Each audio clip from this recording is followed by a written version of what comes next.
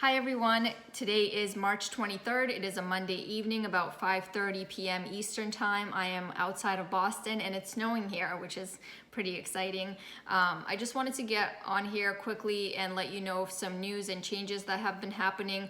I'm sure with the coronavirus, it is a challenging time for everyone, and I know that my schedule has kind of been thrown upside down, and I'm sure you're experiencing the same.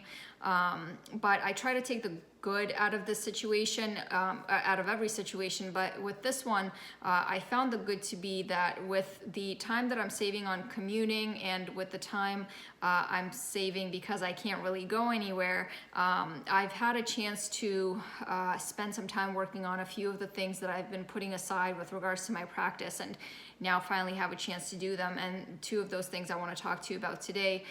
One of them is a blog that I now have on the website, and I write about regulatory there. I wrote about the coronavirus there as well. That's one of the posts and how it's been affecting me. And the cool thing about it is it's not just regulatory and updates on myself like the newsletter, but on top of that, you have the capability to leave comments, and I encourage you to do so because I really like hearing from you. So please feel free to read and post comments. The link to the blog is below. And then the other thing that I'm really excited about, and this is something I've been wanting to do since I've started the practice, and I finally have had a chance to do it in this industry. And again, to clarify, my practice is focused on the FDA regulated industry and the chemical industry. So pharmaceutical, food, medical device, and then the chemical industry. So a lot of times I get questions and they are repeated questions. There's something that I hear multiple times, and I always think, well, if I only had like a checklist or a template or something to offer, that would really be helpful in clarifying some of the questions that people have. And so I've started creating checklists and templates, various documents that are now being offered on a page on the website, the link to which is below. And an example of a checklist, just to clarify. So for example, if you're an importer of an ingredient, a drug ingredient, what often happens is the product could be placed on hold, and the FDA in that case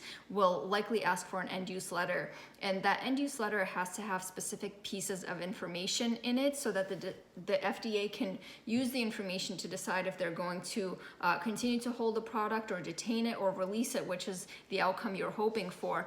But to be able to do it efficiently and quickly so that you can get the product to its end destination, and so that you can save on any of the fees associated with storage, the best way to do it is to make sure that when this letter is submitted, it has all the elements that the FDA is looking for. So this checklist allows you to kind of run through your letter and make sure all of the elements are there.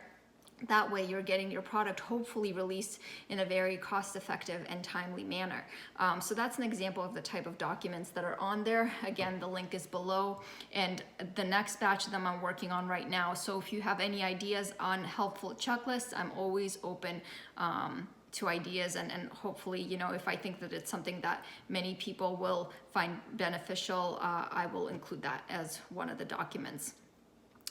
Let's see. The last thing that I wanted to talk about is just to remind you about Tiny Note Tuesday. So it's a brief monthly newsletter that arrives in your inbox the last Tuesday of every month. And the intention behind it, behind the tiny part, is that it's a brief, quick monthly newsletter talking about 4 different components. There's always a feature regulatory topic, so something that's circulating in the industry, a topic of interest. There's an educate yourself section about a resource that I found helpful that I share with you. And the last 2 parts really just talk about what's new with me and what's new with the practice. So if you are interested in subscribing and haven't subscribed yet, the link to subscribe is below. A few people have asked if it is a free subscription, and it absolutely is.